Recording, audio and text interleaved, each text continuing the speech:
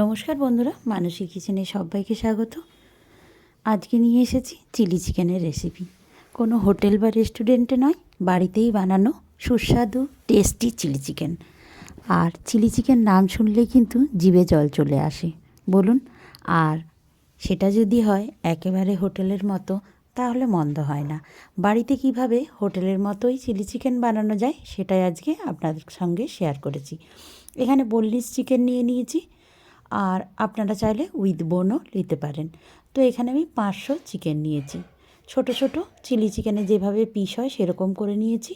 আর 1 মুঠো আদা, 1 মুঠো রসুন আর 2টো কাঁচা লঙ্কা দিয়ে আমি পেস্ট করে নিলাম।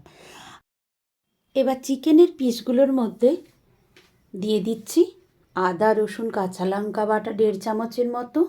ভিনিগার দিয়েছি, সেটা হয়তো স্কিপ হয়ে গেছে, ভিডিওটা করা হয়নি।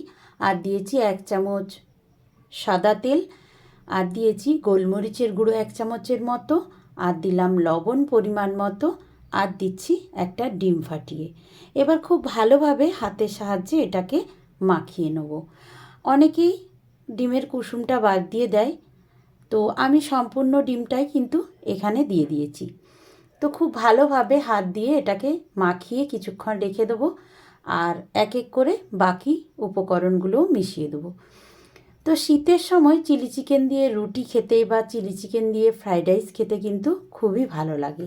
তো এখন যেহেতু শীতের সিজন চলছে, তাই মাঝে মধ্যে ডিনারে এরকম চিলি চিকেন বানিয়ে কিন্তু খেতেই পারেন রুটি পরোটার সাথে বা যে কোনো রকম রাইসের সাথে। এবার দেখুন দিয়ে দিলাম কর্নফ্লাওয়ার 3 চামচের মতো। এটাকে দিয়ে আমি খুব ভালোভাবে মিশিয়ে নিচ্ছি একবার। বেশি পরিমাণ কর্নফ্লাওয়ার বা ময়দা দিয়ে দিলে ওপরের যে কোটিংটা হয় না, সেটা মোটা হয়ে যায়, সেটা খেতে অতটা ভালো লাগে না। মানে পকোড়ার গায়ে যে কোটিংটা হয় সেটা কিন্তু বেশি মোটা হয়ে গেলে খেতে খুব ভালো লাগে না। তো এখানে দেখুন আমি আরও 2-3 চামচের মতো ময়দাও দিয়ে দিয়েছি। তারপর খুব ভালো করে এটাকে মাখিয়ে কিছুক্ষণ ম্যারিনেট হতে দিয়েছি। আর এখানে দিয়ে দিলাম একটু কাশ্মীরি রেড চিলি পাউডার। এবার দেখুন এখানে কুচিয়ে রেখেছি একটা ক্যাপসিকাম আর 2টো মিডিয়াম সাইজের পেঁয়াজকে এরকম ডুমো ডুমো করে কেটে রেখেছি, যেভাবে চিলি চিকেনের জন্য কাটা হয় সেইভাবেই কেটে রেখেছি। আর একটা টমেটো রেখেছি, এই টমেটোটাও কিন্তু আমি পেস্ট করব। এটা কিন্তু কেউ দেয় না, আমি দিই। আর তাতে কিন্তু গ্রেভিটা অত্যন্ত টেস্টি হয়, ঘন হয়, খেতেও ভালো লাগে। এইভাবে কিন্তু আমার মতো করে একবার অবশ্যই বানিয়ে দেখবেন। এখন তো পাকা টমেটো প্রচুর পাওয়া যাচ্ছে, আর পাকা টমেটো গ্রেট করে বা এইভাবে গ্রাইন্ডারে পেস্ট করেও আপনারা দিতে পারেন। এবার দেখুন একটা ব্যাচ আমার ভাজা হয়ে গেল, বাকিগুলো এইভাবে তেল দিয়ে, সাদা তেল দিয়ে এটা অবশ্যই ভাজবেন। এটা কিন্তু সর্ষের তেলে ভালো লাগবে না, আপনারা নিশ্চয়ই জানেন, তাও আমি একবার বলে দিচ্ছি। এটা সাদা তেল পরিমাণ মতো দিয়ে কড়াইয়ের মধ্যে, কড়াইটা গরম হয়ে গেলে গ্যাসের ফ্লেমটাকে অবশ্যই কমিয়ে দেবেন। ভালোভাবে হাই হিটে তেলটাকে গরম করে নিয়ে গ্যাসের ফ্লেমটা মিডিয়ামে রেখে পকোড়াগুলোকে ভেজে নিতে হবে। তাহলে ভেতরটা খুব সুন্দরভাবে সেদ্ধ হয়ে যাবে, পকোড়ার কাঁচা থাকবে না, আর ওপরের কালারটাও ঠিকঠাক আসবে। আর যদি হাই ফ্লেমে আপনারা পকোড়াগুলো ভাজতে যান, তাহলে ওপরের কালারটা তাড়াতাড়ি চলে আসবে, মানে পকোড়াগুলো পুড়ে যেতে পারে আর ভেতরটা কাঁচা থেকে যাবে। যাই হোক, বাকি যে তেলটা ছিল, আমি খুব বেশি তেল দিইনি, তাই ওই তেলেই এবার আদা রসুনের যে পেস্টটা ছিল, আদা রসুন কাঁচা লঙ্কা, সেটাকে দিয়ে আমি ডুমো ডুমো করে ক্যাপসিকাম আর পেঁয়াজ যেটাকে রেখেছিলাম আগে থেকে কুচিয়ে, সেগুলোকে দিয়ে ভাজতে থাকছি। এইবার নাড়াচাড়া করে ভাজতে ভাজতে যে টমেটোটা পেস্ট করে রেখেছিলাম সেটাকেও দিয়ে দিয়ে আমি কষাতে থাকলাম। টমেটোর কাঁচা গন্ধটা যাতে না থাকে সেইভাবে ভালোভাবে কষিয়ে নিতে হবে।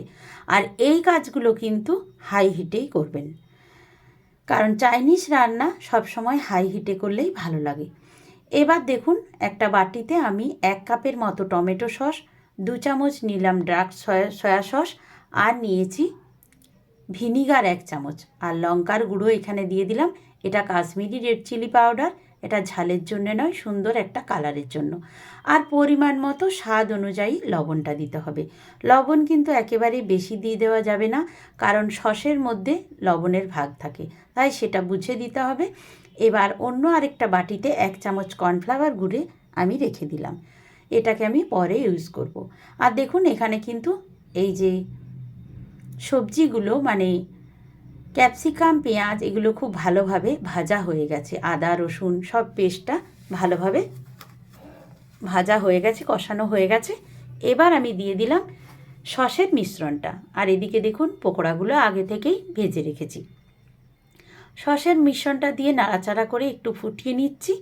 এবার দিয়ে দেবো আমি বাটিগোলা জল, যেটাতে আমি সসটা গুলে রেখেছিলাম, সেটাই যতটা লেগেছিল সেটা একটু জলে গুলে দিয়ে দিলাম। আর এরপর কর্নফ্লাওয়ারটাও দিয়ে দেবো। আর তার আগে দিয়ে দিলাম সামান্য একটু চিনি, যাতে টকের ব্যালেন্সটা ঠিকঠাক থাকে, কারণ টমেটো পড়েছে, তারপর টমেটো সস দেওয়া হয়েছে, ভিনিগার দেওয়া হয়েছে, একটু চিনি দিলে স্বাদটা ঠিকঠাক হয়, তাই আমি চিনিটা দিয়ে দিলাম। এবার পকোড়াগুলো এক এক করে দিয়ে দিচ্ছি সম্পূর্ণ। এবার কিছুক্ষণ ফুটিয়ে নেব। ফুটিয়ে নিলেই কিন্তু এটা তৈরি হয়ে যাবে। এবার দিয়ে দেবো আমি যে কর্নফ্লাওয়ারটা গুলে রেখেছিলাম, সেটাকে আরও একটু চামচ দিয়ে ভালো করে গুলে নিয়ে তারপর এটার সাথে মিশিয়ে দেব। দেখুন চামচ দিয়ে যদি না গুলে দিই তাহলে নিচে পড়ে থাকে, সেটা যাতে সম্পূর্ণ ভালোভাবে মিশে যায়। আর সঙ্গে সঙ্গে দেওয়ার সঙ্গে সঙ্গে কিন্তু এইভাবে খুন্তি দিয়ে নেড়ে দিতে হবে। আর এটা আর বেশিক্ষণ ফোটানো যাবে না, কর্নফ্লাওয়ার দিলেই ঘন হয়ে যায়, তাই সামান্য একটু ফুটিয়েই নামিয়ে নেব। আর বিশেষ কোনো কাজ নেই। এতে আপনারা নামাবার আগে স্প্রিং অনিয়ন ছড়িয়ে দিতে পারেন, তবে আমার কাছে ছিল না, আমি গোলমরিচ একটু দিয়ে দিলাম। আর একটু দেব কাঁচা লঙ্কা কুচো, যাতে চিলি চিকেন যাতে একটু ঝাল হয় সেই জন্য। তবে খুব বেশি ঝাল আমরা খাই না। আরও 1 চামচ গোলমরিচ আর 2-1টা কাঁচা লঙ্কা কুচি করে এইভাবে দিয়ে দিলাম। আর দেখুন ভালোভাবে মিশিয়ে নিয়ে আমি এবার এটাকে নামিয়ে নেব। এবার দেখুন গরম গরম এইরকম যদি ডিনারে থাকে চিলি চিকেন, তাহলে ফ্রাইড রাইস বলুন আর রুটি পরোটা বলুন, খাবারটা একেবারে জমে যায়।